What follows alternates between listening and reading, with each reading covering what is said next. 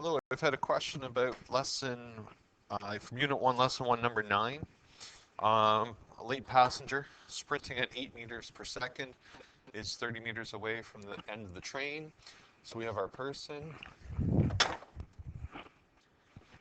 and they are 30 meters away from our train. They're moving at 8 meters per second. And our train is accelerating at 1 meter per second squared.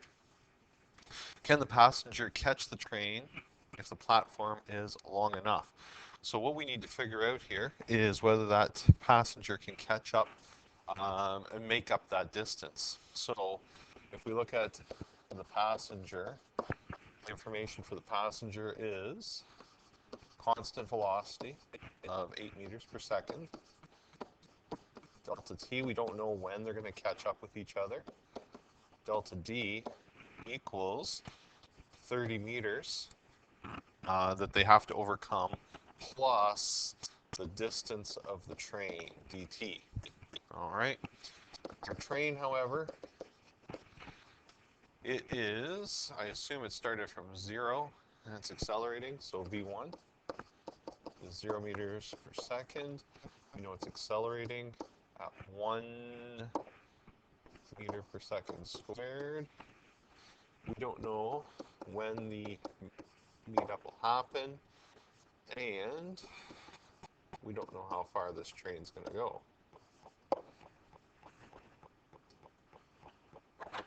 So we can figure out how far the train is going to go because I'll have enough information that I can substitute in. Because what's going to happen, I'm going to have two equations, two unknowns in the end here. So using the train information, if I use delta t equals v1t, oops, sorry, that should be v1t, delta t plus 1/2 a delta t squared, I can figure out that in that time frame, while the passenger's running from behind, v1 is 0, so that term will disappear. 1/2 times 1 delta t squared, or 1/2 delta t squared. So that gives me the information for my passenger. So passenger is a constant velocity, so not accelerating, so it's just going to be d equals vt.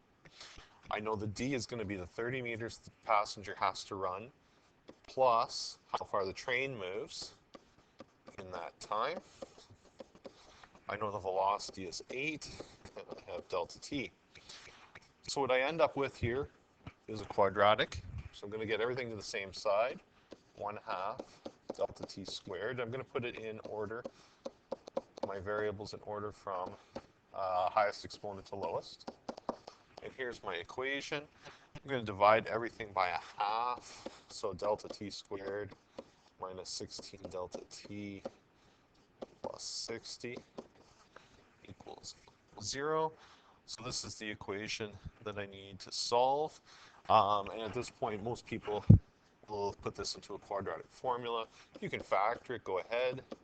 So negative b, so that would be 16 plus or minus b squared minus 4 times a times c, all divided by 2a.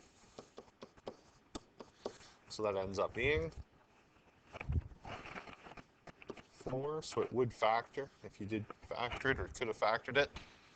So that means we end up with 20 over 2, or 16 take away 4, 12 over 2, which means 10 seconds, or 6 seconds.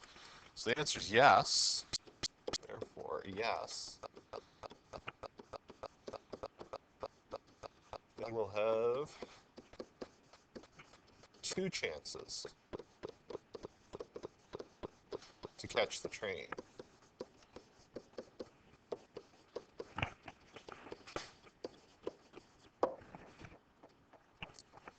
So the question is, how does that work where there's 2 opportunities for it to catch? So if I draw a DT graph here, we know that the woman is running at a constant velocity like that. So that's our passenger or male, whoever is running. The train is going to start 30 meters ahead and is going to increase at 1 meter per second squared. So it's non-linear. So they're increasing at a quadratic. So the curve will look like that. So that means that at this point the passenger could get on the train, but from here to here, the passenger's in front of the train running ahead of the train will catch up and they have a second opportunity. So that's how that would work. So hopefully that explains your question. If you have any other questions, let me know and I'll explain as best I can.